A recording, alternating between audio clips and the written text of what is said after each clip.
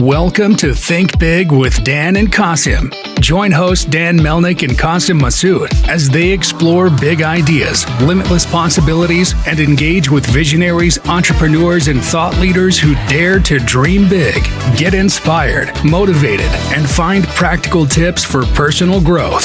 Think big, dream bigger, and ignite your potential.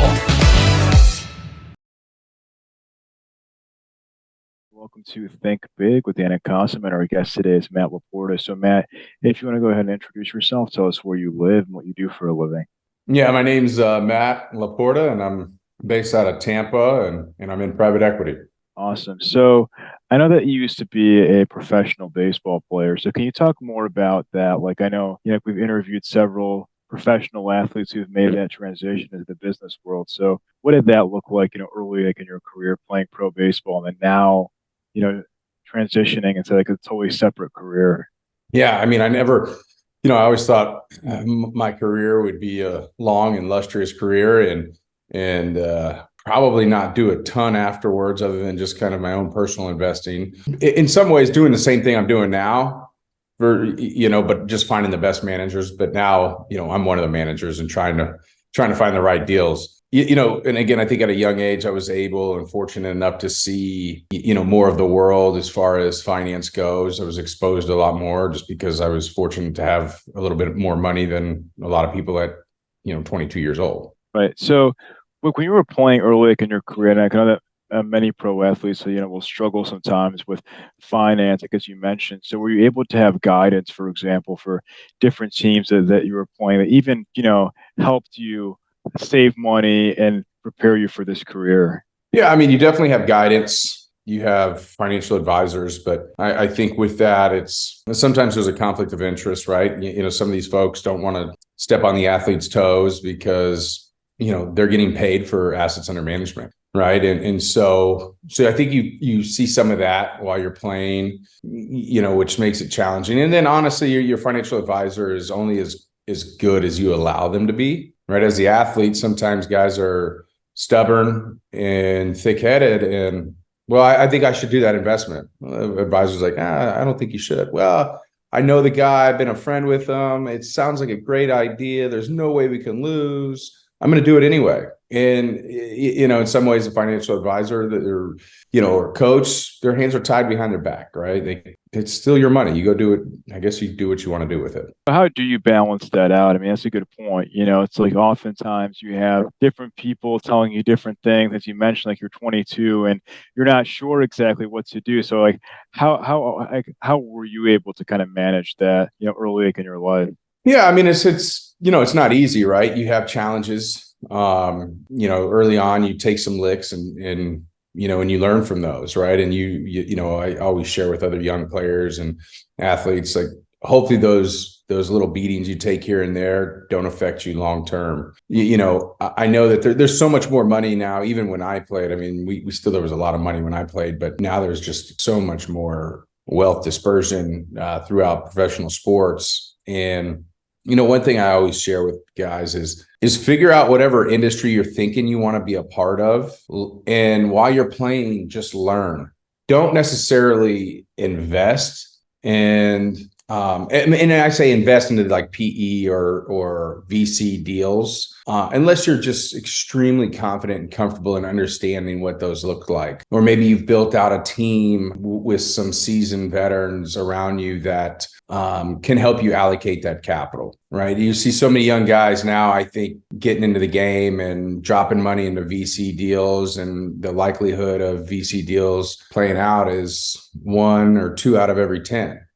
Private equity, in the leverage buyout space where I'm at, you see there's a longer track record. There's more, it's a much greater chance of success. But it's not sexy. It's not cool, right? It's blue collar stuff. But I always suggest, like, guys, just learn whatever industry you want to be in and learn it while you're playing.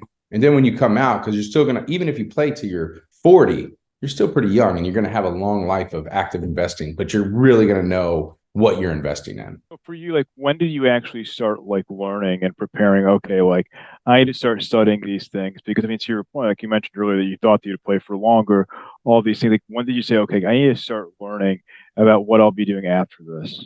Yeah, that moment actually came when I was a senior in college, and so I got hurt my junior year. I was supposed to be a top 5 pick and whatever, make $5-6 million, whatever it was at that time. And I got hurt, and I get drafted much later, not making nowhere near what I thought I was going to make. I opted to go back to school, but when I did that in that senior year, I realized that baseball's not always going to be here, or it could be taken like that. And so I need to focus on, I always, baseball, this opulent life and all of that fun stuff. And I was like, okay, well, if baseball's not, the ticket, the way that I'm going to earn, what else am I going to do?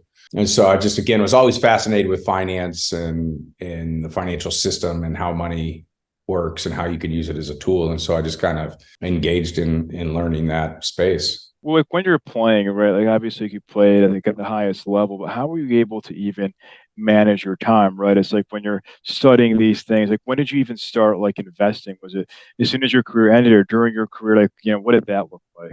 Yeah, so I did a few real estate stuff early, that was great. And then as I was starting to fade out of baseball, is when I really started looking at different opportunities and doing different deals. But in the meantime, I was just, constantly reading books of, Warren Buffett or Benjamin Grant, like the Intelligent Investor, just a bunch of different books, just trying to gain knowledge before I get onto the playing field in the next phase of my life. Makes sense. So obviously, like you played with guys that were very successful and made a lot of money. So did any of those players also kind of mentor you and say, hey, listen, Matt, like I'm doing these things, you should be looking at that?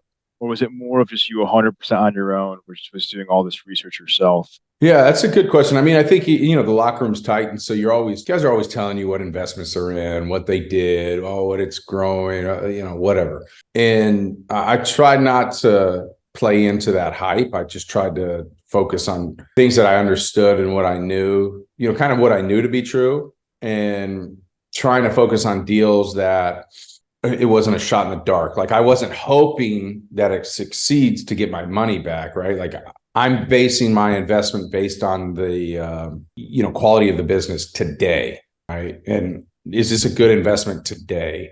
Not what it'll look like in 5 years. I mean, yeah, we got to model things out, but I tried to, again, not have a pipe dream of going, this is going to be a 10X because I think so and the founder thinks so. Right. So can you talk more about what you're doing today? Obviously, like you're working in private equity. So what are you investing in? What does that even mean? Like many people hear the term private equity, but they don't even understand what that means. Yeah, well, I mean, it means a lot of different things. There's a lot of things that fall under this private equity umbrella. And I mean, you have real estate private equity, you have venture capital, you have, angel, you have growth equity, late stage growth equity, you have lower middle market private equity, which is 10 to 250 million in revenue to mid-market, so you have a lot of these private equity things. And so our focus is lower middle market private equity, doing leverage buyouts. We look for wonderful businesses that have been ran for a long time with successful founders that are looking to, phase out. The majority of them are looking to phase out, right? They're mid 50s, early 60s, or the baby boomers. They have built an incredible business, but they've been doing it for 20, 30, 40 years, retired, right? And so we can come in and kind of, recharge the business, right? And help it take it to the next level, professionalize it, add the key components around it, bring in our influence to the business, and help it grow. And then we end up selling to, significantly larger private equity firms.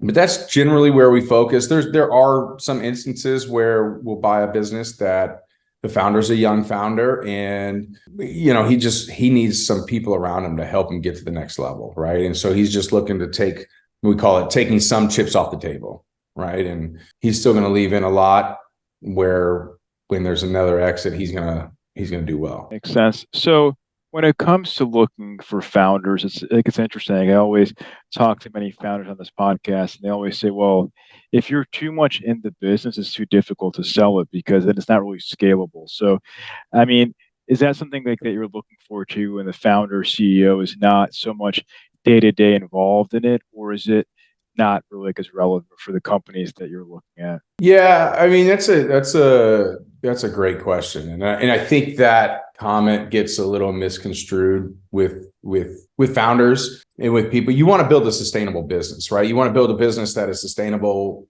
that will run without you if need be, right? But I mean, I want a founder, especially if it's a young founder, right? Like I want a founder that's in the business every day. And that's why they bring on guys like us to help them round out the C-level team, to help them grow their business. But again, I don't think it's a good idea for a young founder to go, I'm checking out, I'm going to let these guys run it just because I want to have an exit and I need to show them.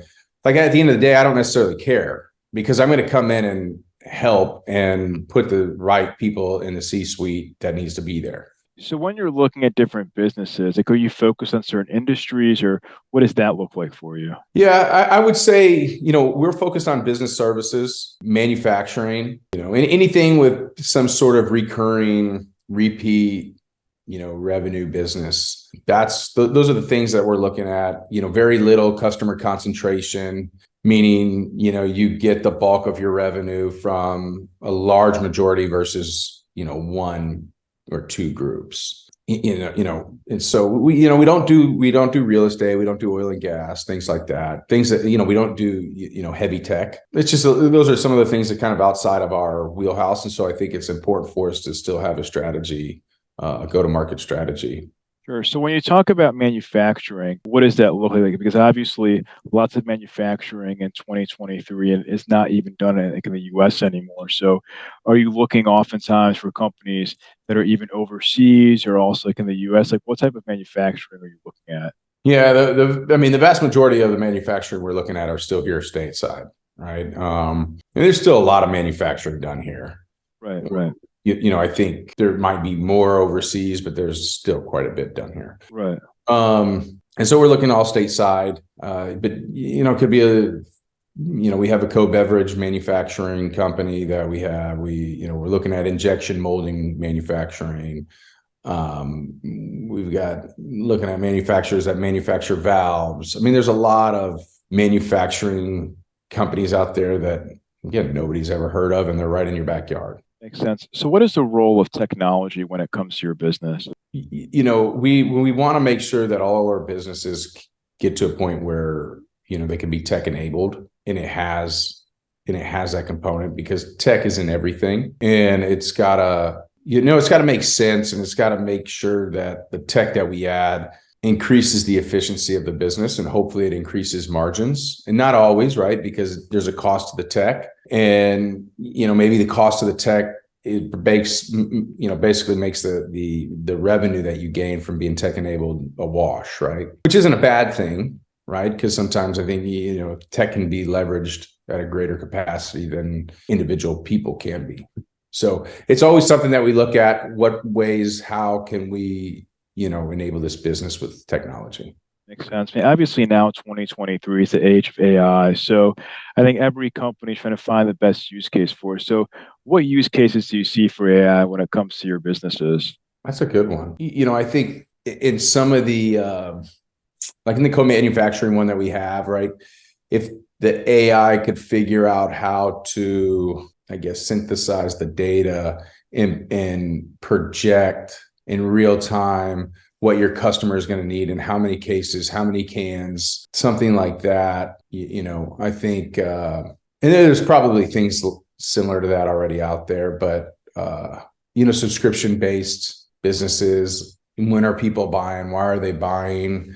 What is the triggering? Again, I'm not super into AI, so it's hard for me to tell you, but I think that there's going to be definitely use cases here in the future for that. So you're saying it's more of like an MRP sort of AI, like being able to predict, seasonal trends or, just different trends in the market when it comes to producing the right amount of product. Yeah, exactly. And I think it's going to be able to help with, it depends on the industry, but it could help with, again, cutting down on waste, right? So you could start to see maybe some of this ESG component play into AI, right? Like if I can produce the same amount and not waste any, I mean, I think that's going to have a lot of benefits, to that ESG mandate. Makes sense. What would you say is the biggest challenge that you're facing in the business right now?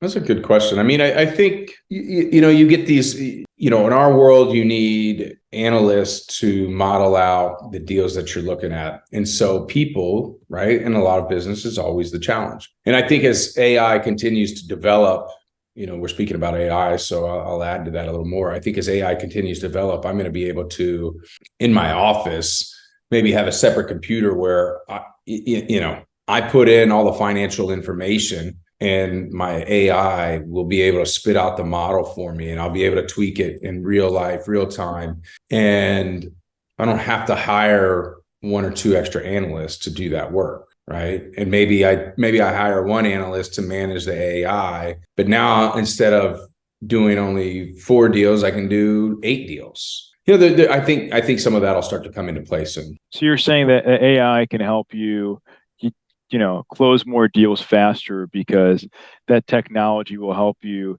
run that data. Okay, I can see, because you mentioned sort of like in real time. Okay, like this is a good deal or a bad deal. Let's move forward or not. Yeah, I think we can, outfit the AI to basically give us a predictive score on what this company is going to look like based on all the data it pulls from wherever it pulls from and what is a good multiple for it. And just, I think it can help us synthesize a lot more information at a much more efficient pace. Makes sense. When it comes to AI and data, like what's the mix in terms of like the crossover between looking at the numbers and actually when you go to the site, meet the founders, see the facility, because I'm sure it's like there's a human element to it that goes into play where you're like, okay, like this is a smooth running operation or it's not, or has like, it's like, what is that balance of making sure that like those things align to actually go for that deal? Yeah, that's a great question. I mean, there is a human element in especially what we do, right? Like it's lower middle market. And so typically we're the first institutional capital in. And so you're working directly with the founder,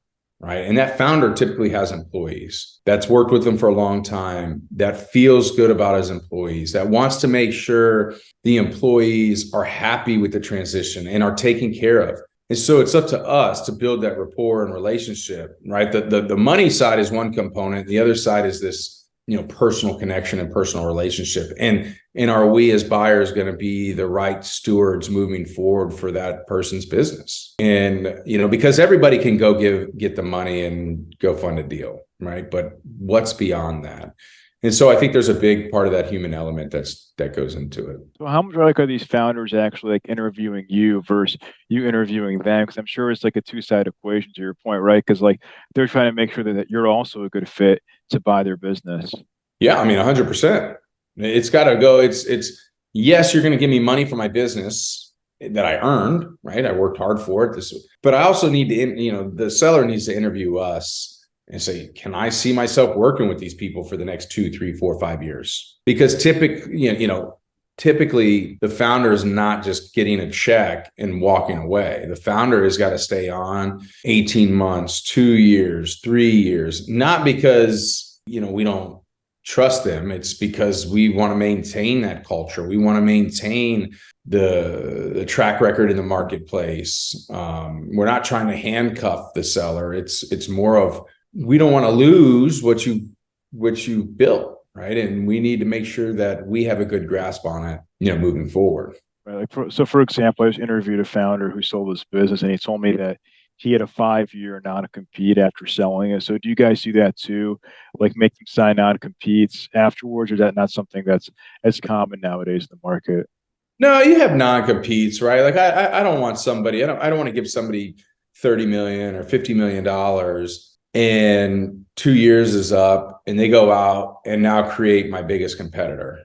Right. And I don't think that's ethical. I'm not saying it's not done. I'm not, people do it for different reasons. If I just gave you $50 million, I would hope that, you could, that you wouldn't go do that. Right. And that's why it's important for us to know what kind of person are we getting in bed with here.